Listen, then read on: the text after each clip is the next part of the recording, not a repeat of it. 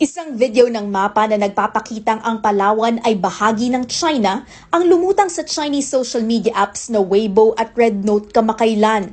Ayon sa video, Zhenghe Island umano ang sinaunang tawag sa Palawan, hango sa pangalan ng Chinese admiral at explorer noong Ming Dynasty na si Zhenghe.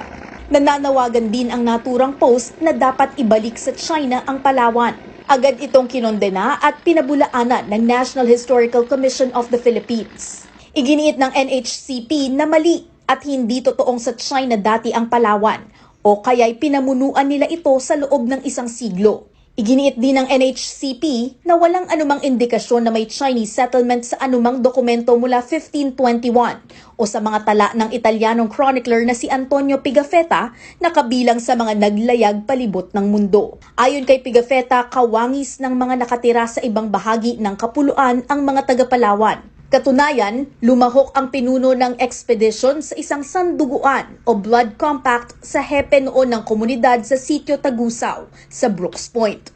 Ayon sa historia na si Xiao Chua, imposibleng mapadpad doon si Zhenghe, batay na rin mismo sa kanyang mga kasulatan.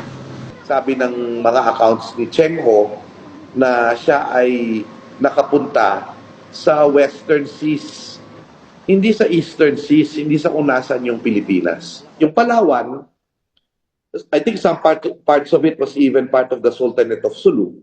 Pero hindi siya naging part ng China. Base sa mga record mula sa Britannica at Asian Studies Association, sa 7 paglalakbay, narating ni Zhenghe ang Southern Vietnam, Thailand, Sri Lanka at India.